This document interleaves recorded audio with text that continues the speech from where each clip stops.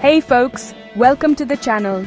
I'm so glad you're here today because we're going to talk about something that's keeping millions of people from reaching their financial dreams. You work too hard to have nothing to show for it. You get up every morning, you put in the hours, you take care of your family. But at the end of the day, it feels like you're just spinning your wheels, not getting any closer to financial peace. You see other people building wealth and you're wondering, what am I doing wrong? What's the secret I'm missing? Well, I'm here to tell you there is no secret, but there are some common sense principles that, if you ignore them, will absolutely torpedo your progress. Today, we're breaking down the 5 most common mistakes people make when trying to build wealth and how you can avoid them.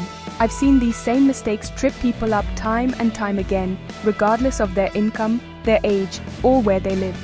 These are the financial landmines that can blow up your future if you're not careful.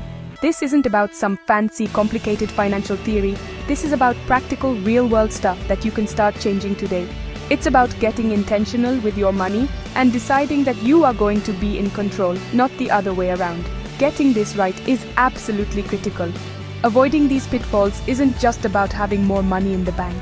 It's about reducing stress, creating security for your family, and having the freedom to live and give like no one else. It's about changing your family tree for generations to come. So, I want you to grab a notepad, turn off the distractions, and really lean in. Because what we're about to cover could be the very thing that unlocks the door to the future you've been working so hard for. Let's get to it. Alright, the first and biggest mistake I see folks make is not having a clear financial plan. Let me ask you this. Would you get in your car to drive across the country without a map or a GPS? Of course not.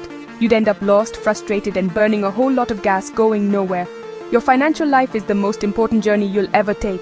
So why in the world would you try to navigate it without a roadmap? A financial plan, or what I call a budget, is simply you telling your money where to go instead of wondering where it went. It's you, on paper, on purpose, before the month begins. Having a plan isn't about restriction, it's about freedom. It's about being intentional. When you have a written plan, you're the one in the driver's seat. You decide what's important. You decide how much goes to housing, how much goes to food, and most importantly, how much you're going to set aside to attack your goals, like getting out of debt or investing for retirement. Without that plan, every dollar that comes in is up for grabs. The restaurant down the street has a plan for your money. The car dealership has a plan for your money. The mall has a plan for your money. You need to have a plan for your money first. So many people drift through life financially. They get a paycheck, they pay some bills, they spend some, and they hope there's something left over at the end. Hope is not a plan, folks. Hope will leave you broke. You have to be deliberate. You have to sit down with your spouse, if you're married, and get on the same page. This isn't just about numbers on a spreadsheet. It's about your dreams, your goals, and your future. A written plan gives you the clarity and the power to make those dreams a reality. It's the foundation upon which all wealth is built. The next huge mistake is living beyond your means. We live in a culture that screams at you from every direction to buy things you don't need, with money you don't have, to impress people you don't even like. It's called keeping up with the Joneses. And let me tell you a secret. The Joneses are broke.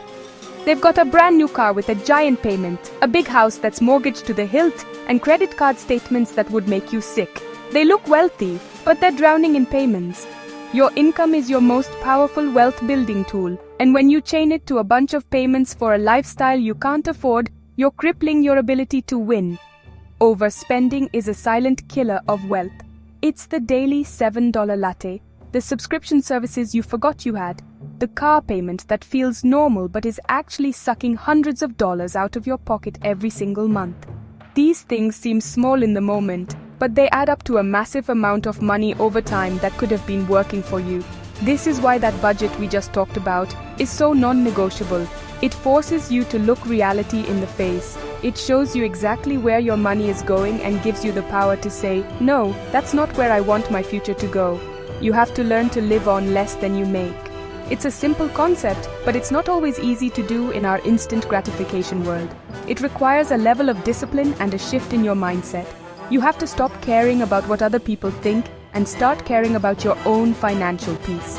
It means maybe driving a paid-for used car for a while. It means learning to cook at home more often. It means telling yourself no today so you can tell yourself yes to so much more tomorrow. Control your spending, or your spending will control you. It's that simple. This next one breaks my heart because it costs people more money than almost anything else. It's neglecting to invest early. So many people, especially young people, think, oh, I've got time. I'll start investing for retirement when I'm older and making more money. That is a catastrophic mistake. Why? Because you're robbing yourself of the most powerful force in the financial universe, compound interest. Compound interest is your best friend. It's the concept of your money making money, and then that money making more money. It's a snowball rolling downhill, getting bigger and bigger all on its own. Let me give you an example. If a 25-year-old invests just $300 a month until they're 65, assuming a reasonable 10% return, they could have over $1.5 million. But if they wait until they're 35 to start that same investment, they'll have less than $600,000 at retirement. Waiting just 10 years costs them nearly $1 million. That's the power of time. The money you invest in your 20s is mathematically more powerful than the money you invest in your 30s, 40s, or 50s because it has more time to grow and work for you. You can't make up for lost time. Listen, I know when you're young, retirement feels like 1,000,000 years away. You've got student loans, you're trying to buy a house, you've got kids, I get it. But you cannot afford to put this off. You have to make investing a priority, right alongside paying your light bill. Start with your workplace retirement plan, like a 401k, especially if they offer a match. That's free money. Don't you dare leave free money on the table. Even if you can only start small, start now. The habit is more important than the amount in the beginning. Don't let procrastination steal your retirement dreams. Let's talk about the fourth mistake. Ignoring your emergency savings. Life happens, folks. The transmission in your car will go out. The air conditioner will die in the middle of July. Your kid will break their arm playing soccer. These things are not if they happen, they are when they happen. An unexpected expense is not an emergency, it's just life. The emergency is when you don't have the money to pay for it. When you don't have cash set aside for these things, a minor inconvenience quickly turns into a major crisis. You end up putting it on a credit card or taking out a loan, and you're right back in debt. An emergency fund is your financial safety net. It's the buffer between you and life. It's what allows you to handle a crisis without going into debt and derailing your entire financial plan. I teach people to start with a baby emergency fund of $1,000. That's your first goal. That $1,000 will cover most of the small stuff that pops up and gives you a little breathing room. It changes your whole mindset because you know you can handle a flat tire without having a panic attack. It's your first taste of financial peace. Once you're out of debt, you need to build that fund up to a full 3 to 6 months of your essential living expenses. I know that sounds like a lot of money, and it is. You have to work and save like crazy to get there. But let me tell you, the peace of mind that comes with knowing you can cover your bills for half a year if you lose your job is priceless. It's a game changer. It gives you security and options. Don't skip this step. Don't be the person flying without a parachute. Build that wall of cash around your family so that when the storms of life hit, you're ready. The final mistake, and it's a tempting one, is falling for get-rich-quick schemes. We all want to believe there's a shortcut, a secret trick to building wealth overnight. The internet is filled with gurus promising you can make $1 million by day trading crypto, flipping houses with no money down, or buying some revolutionary new investment product. They play on your desire for a quick fix and your fear of missing out. They show you pictures of fancy cars and tropical vacations, trying to sell you a dream.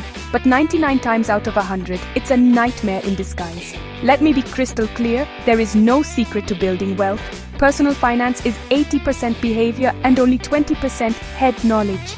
Wealth is not built in a day, it's built in decades. It's boring, it's methodical. It's about doing the right things over and over and over again for a long, long time. It's about having a plan, living on less than you make, using debt only for a home mortgage, and investing consistently in good, growth stock mutual funds. It's not sexy, and it won't make you rich by next Tuesday, but it works, every single time. Don't let your impatience or your greed lead you down a dangerous path. If it sounds too good to be true, it is, every single time. Don't invest in things you don't understand. Don't put your hard-earned money into something just because your brother-in-law's cousin said it was a sure thing. The only people who get rich from get-rich-quick schemes are the people selling them. You need to adopt a crock-pot mentality, not a microwave mentality. Slow, steady, consistent effort is what wins the race. Stay on the proven path and you will build wealth that lasts. So there you have it, the 5 most common mistakes that will absolutely destroy your chances of building wealth: having no plan, living too large, waiting to invest, having no emergency fund, and chasing get-rich-quick schemes. These are the traps that keep people stuck in a cycle of debt and stress. But the good news is, now you know what they are. You have the knowledge to see them coming and to steer clear. Every single one of these mistakes is avoidable. You are in control.